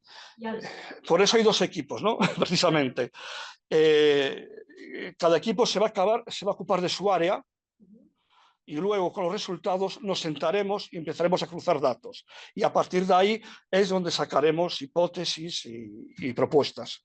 Perdón, esas áreas, ¿quién las determina? Es decir, se elige, por ejemplo, ustedes eligen, nosotros vamos a excavar aquí y ellos van a excavar en otro lado, o bien, de antemano ya se decide. Bien, lo que vamos a atacar o no vamos a atacar, por prioridad lo decide la carta arqueológica. La carta arqueológica nos va a indicar cuántos yacimientos tenemos, en qué estado están y cuál es su importancia. Entonces, siempre tienen primero, le damos prioridad a aquellos yacimientos que están en peligro, para no perder la información. Luego van los más interesantes y luego el resto, ¿no? No lo hacemos hacia lo loco. De hecho, precisamente el problema de este establecimiento en el área de Area, lo que tiene es que el mar bate directamente en él, bate continuamente y se está perdiendo, ¿no? Antes había unas escaleras preciosas que subían del Arenal a lo que es la parte del yacimiento. Esas escaleras afortunadamente están fotografiadas y documentadas, pero a día de hoy ya no existen. Ya no existen. Entonces, esto sería uno de los prioritarios. Por poner un ejemplo, vamos. Otra pregunta más, ya, aprovechando que tengo el tiempo. Sí. En un proyecto tan ambicioso, se está pensando en buscar o en excavar otros yacimientos de la zona. Bien, los recursos no son infinitos, todo lo contrario, son muy limitados y tenemos que estudiar muy bien en dónde los metemos cada año. Debe ser una selección quirúrgica, porque obviamente el problema que hay es que, como hemos hablado, es una zona muy amplia, son numerosos yacimientos y el problema es ese. Debemos seguir un orden. Ese orden debe ir gestionado con el dinero que tenemos, que a día de hoy nos está cubriendo bien, pero tampoco es para hacer maravillas, ¿no? Yo quería, perdona, quería un poco contestarle Sí. en el sentido que parece todo muy idílico. También hay un poco, quiero decir, que la gente del equipo de tierra en este momento somos gente de romano y nos interesa particularmente, y somos actividad para lo nuestro. Pues hay alguien que vaya a flotar. Entonces el que tiene que pensar en todo y coordinar y tal. A nosotros a lo mejor nos interesaría un periodo determinado. Somos conscientes de lo que ocurre. Pero yo creo que todos los arqueólogos también somos conscientes de que intervenir no es la mejor opción. Solo se puede intervenir cuando se interviene, se destruye un yacimiento. De manera que hay que intervenir si se puede responder y si se puede estudiar. Claro, tú cuando estás excavando, estás coger toda la información, recogerla. Entonces, si no se estudia, lo que decía antes, o sea, hagamos lo que podamos. No, en arqueología hay que tener información. No se puede hacer. Lo que hay que dejarlo a la gente que venga después. Y nosotros hacer todo lo mejor posible, todo lo que podamos. Ahí hay un yacimiento sin terminar porque la idea ya se terminó. Y lo tenemos ahí. Si estamos en la duda, Carmen es muy prudente, pero tenemos mucha duda de si es una vida o no lo es. Tenemos todas las dudas. Si hubo un espacio industrial a la vez que ese establecimiento o no. O sea, tenemos todas las dudas. Ahí hay que seguir interviniendo y luego todavía no tenemos claro dónde llega la costa en el momento romano. Es un estudio que hay que hacer, que nos va a ayudar muchísimo.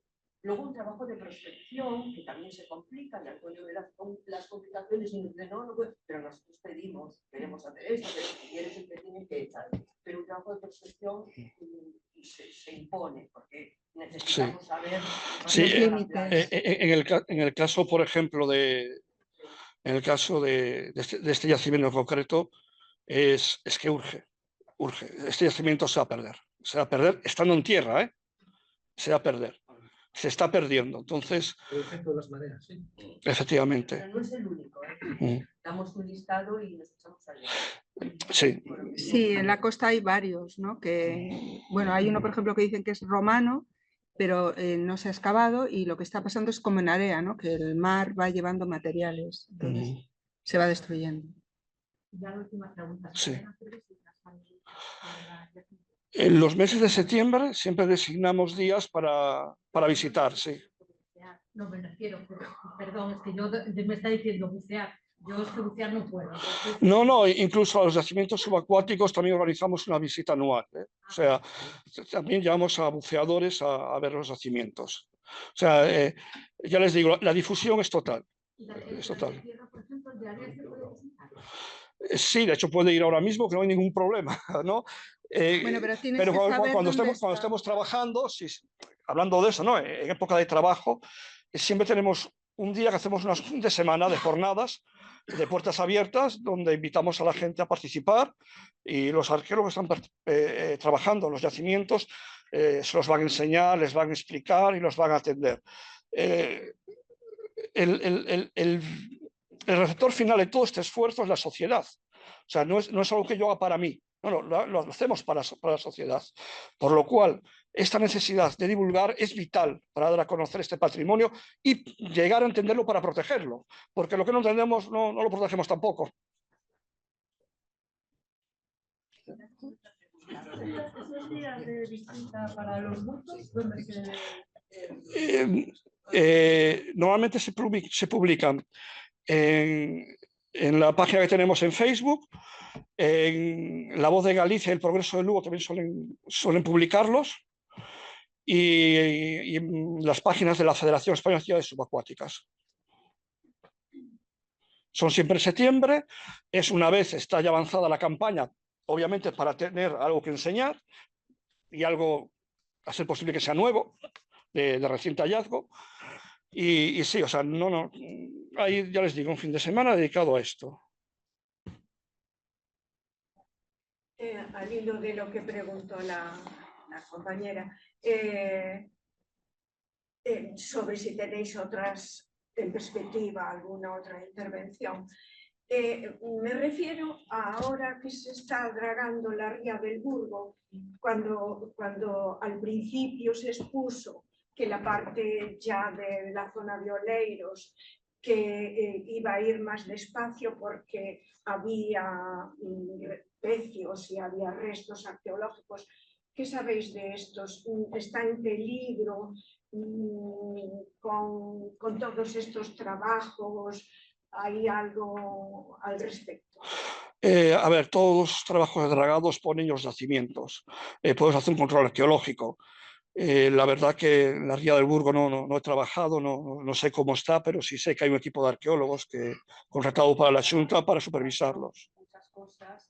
De hecho, en la isla de Santa Cristina aparecieron materiales romanos.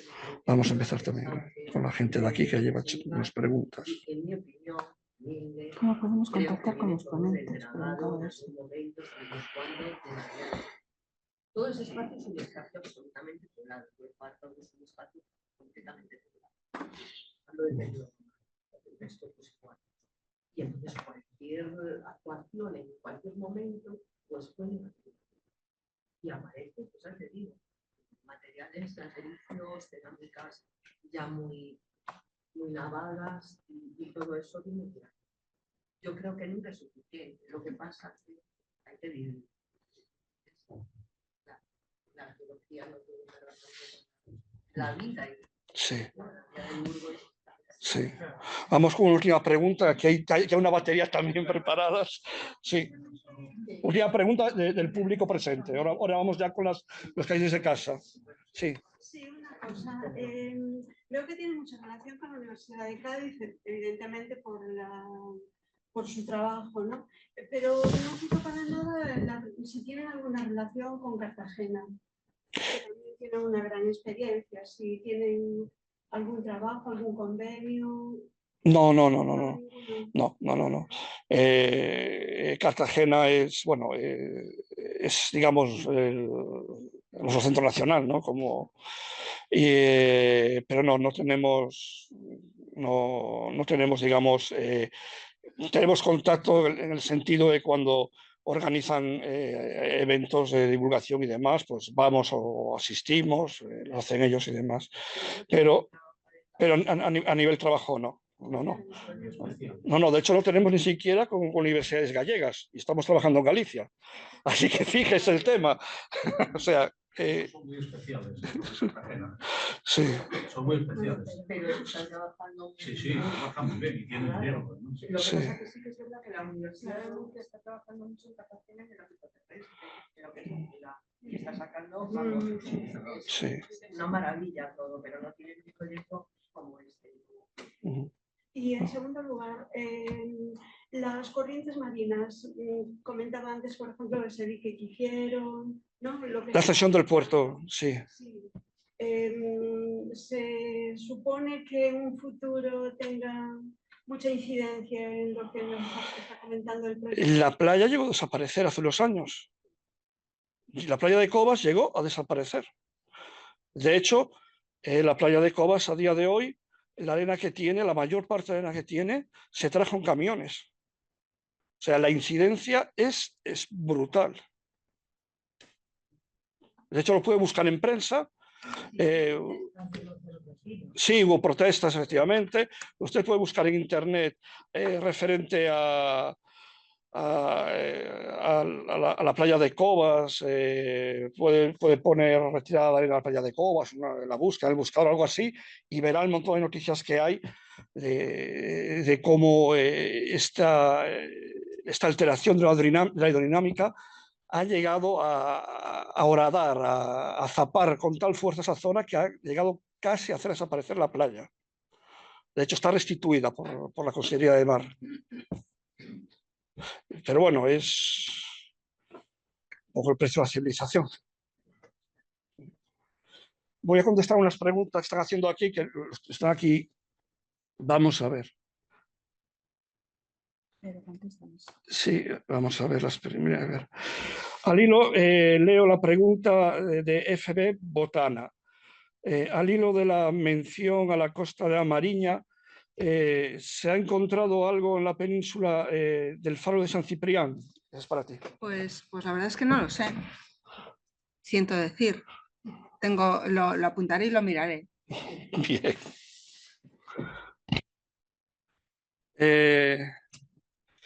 Sobre el ancla romana, ¿se ha publicado algo? No, todavía no se ha publicado. Estamos pendientes de ellos, pero no, todavía no. Y aparte es interesante porque en Galicia solo han aparecido 2 anclas romanas de hierro. 2. Y precisamente por eso sí es importante seguir trabajando con ella, que hay que ser conscientes que a día de hoy está en negativo. O sea, está el negativo del ancla, que es lo que estamos trabajando.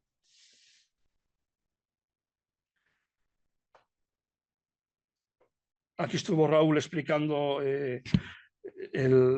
las clases de los buques. Solo comentar que me siento muy orgullosa de todo vuestro trabajo, toda mi admiración, me parece de un gran interés. Muchas gracias. Que es M.R. Rodríguez, gracias a ti, tanto por tus palabras, por estar aquí con nosotros hoy. ¿Hay colaboraciones privadas a pequeña escala? Pregunta. Sí hay colaboraciones privadas, de hecho, como habéis visto cuando puse la diapositiva, algunas eran empresas privadas que colaboran con nosotros, efectivamente, sí existen. No, incluso a gran escala, en el caso de Puerto de Celeiro, ¿no? Que nos da una ayuda que nos permite prácticamente mantenernos más de una semana. Y eso es una ayuda muy, muy acertada, muy buena para nosotros. La Consejería de Cultura apoya económicamente el proyecto y ya según la conservación de la UNESCO, España firmante y por tanto aplicará... Sí, bien. Raúl, hola Raúl. Raúl es un compañero y es tutor de la UCA.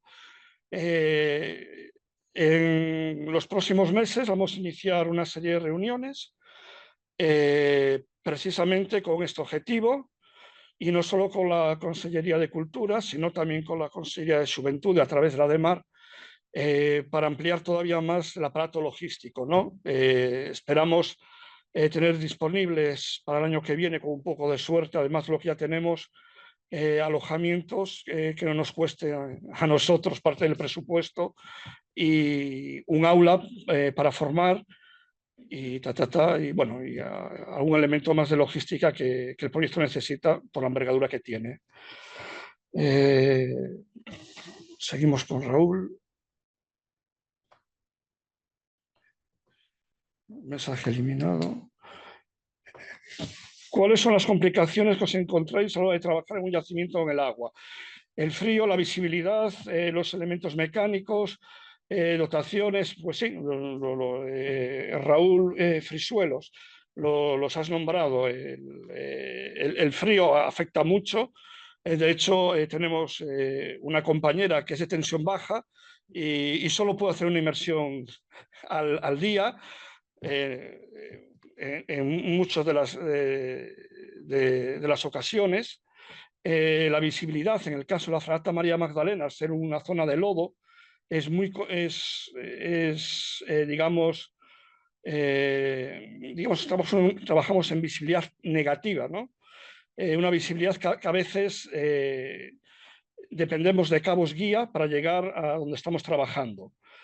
Que es lo que solemos utilizar un cabo guía principal y luego unos secundarios para llevar a las zonas de sondeo y marcar materiales o marcar los elementos de trabajo, sí. Efectivamente, matizo un poco más lo que has mencionado, pero efectivamente. Sí, en el Mediterráneo tenemos las temperaturas y una visibilidad que ya quisiéramos aquí.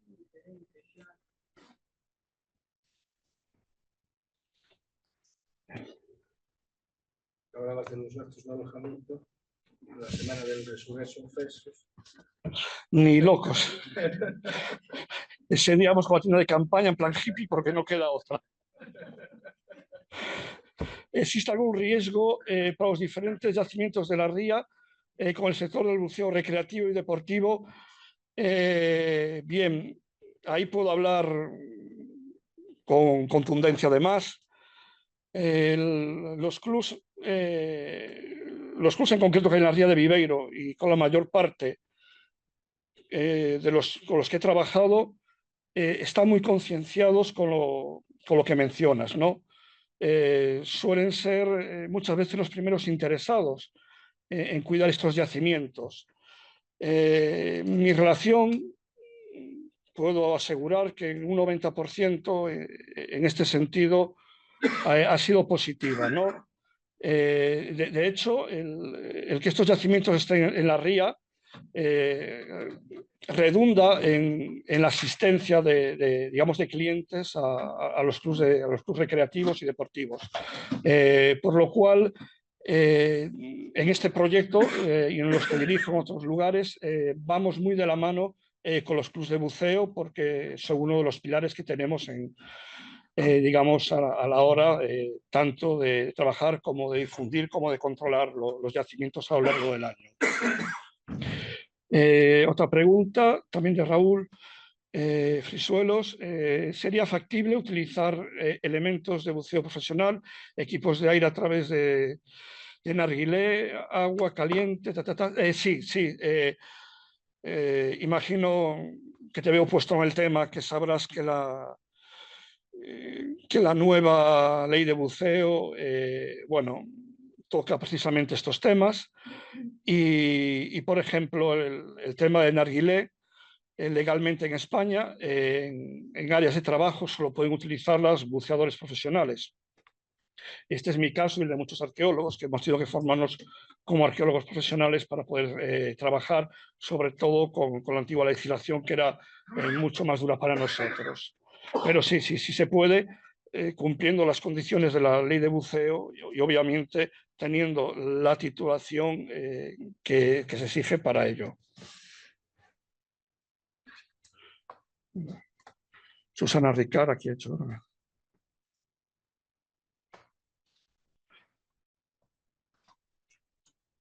Perdón, que me he saltado varios.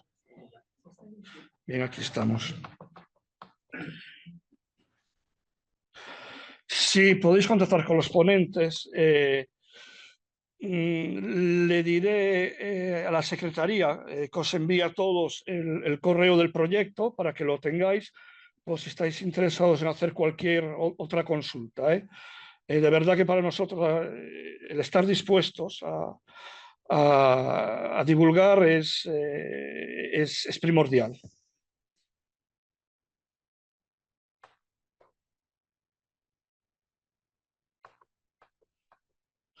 La topografía es importante en esta búsqueda. La topografía siempre es importante. No sé si te refieres a tierra o mar, pero sí, siempre. De hecho, tenemos personal cualificado y especializado en ello.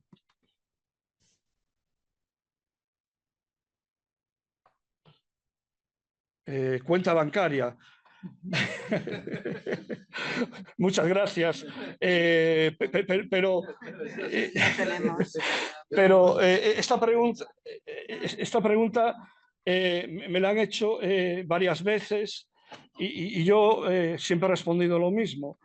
Creo que ya pagamos impuestos todos los españoles, como que para encima tenemos que rascar el proyecto para sufragar digamos, una investigación como esta. Nosotros creemos que este dinero debe venir de las diferentes administraciones o de aquellas empresas que tienen remanentes a propósito para estas, digamos, para estas actividades, como es, por ejemplo, el Puertos de Celeiro, tiene una partida económica anual que son para actividades de temas de desarrollo, investigación, ciencia y demás, y de esa parte nos toca un pequeño trozo, ¿no?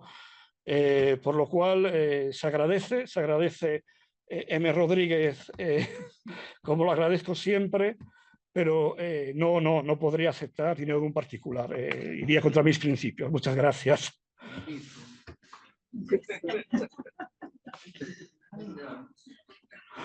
Me alegro de esas noticias.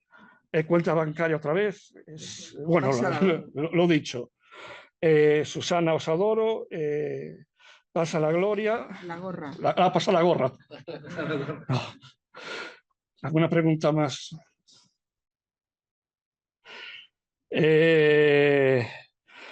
Digamos que he de decir con gran satisfacción que nuestro proyecto, la mayor parte de las ayudas económicas vienen precisamente del sector privado, pero de un sector privado que tiene unas cantidades económicas dedicado a ello, ¿no? En breve estaremos sentados con la Xunta de Galicia y explicaremos bien el proyecto a la gente que aún en la Xunta no lo conoce, que lo conoce muy bien. De hecho, he de decir que nuestra relación con la Xunta de Galicia es muy buena, se preocupa mucho de nosotros también, están siempre al tanto de nuestros trabajos y de hecho, precisamente hace unos días hablando de todo esto salió esta posibilidad ya de comenzar unas negociaciones, crear una hoja de ruta para que haya una mayor implicación de la Xunta en este proyecto. Pues quedamos para un café con tapa. Pues mira, eso siempre viene bien. Muchas gracias, está siendo interesante, espero visitarla y nosotros esperamos recibirte, de verdad. Y bien, me alegro que sea así. Vamos a pasar otra vez a preguntas del público, por si queda alguna, y luego volvemos al foro. ¿Alguna pregunta más que queráis? Preguntar su sensación. Visto desde fuera parece que si encuentras algo sumergido es como una sensación mayor, ¿no? La del gallardo, o es igual que en tierra. Yo he trabajado, me he formado en tierra, aunque luego me fui para el agua. Me he formado en tierra y yo creo que la sensación de alcanzar algo por primera vez que lleva esquivo el resto de la humanidad cientos o miles de años es una sensación igual de grata en tierra que en mar, creo, a mi parecer, ¿eh? Es que el mar parece que tiene como le da como otra aurea, ¿no? El mar tiene un romanticismo del que a mí me gusta alejarme, que es aquel de las historias de grandes tesoros y piratas, y con el que desde la profesión no estamos muy de acuerdo con, digamos, con ese sentido, ¿no? Lo vemos desde otra óptica, un poco quizá más fría, más técnica, ¿no? Pero sí, el tema es ese. Yo he trabajado en ambos ámbitos y sobre todo cuando es una pieza especial, ¿no? Yo recuerdo que trabajando en Cueva Victoria, en Cartagena, sacar a la cabeza de un équido, o sea, rescatar la cabeza de un équido, un fósil, que era la cabeza de un équido en mejor conservación en aquel momento de la península ibérica, de aquel espacio temporal, 600.000 años, ¿no? Y fue también muy, muy grato, como cuando encontramos, cuando vimos, por ejemplo, que la fragata Magdalena no dejaba de dar estructura y más estructura. O sea, el aire volvía para la botella, ¿no? De la emoción que teníamos también en el cuerpo. O sea, hacía el camino inverso, el aire. Pero sí, yo creo que no es más, es la misma sensación. Siempre es eso que ha estado esquivo, que lleva cientos o miles de años ahí escondido, y que eres tú el que lo deja al descubierto, el que digamos, lo encuentra, y sí es muy gratificante. En general, sí. Bueno, pues tenemos que ir. Vale.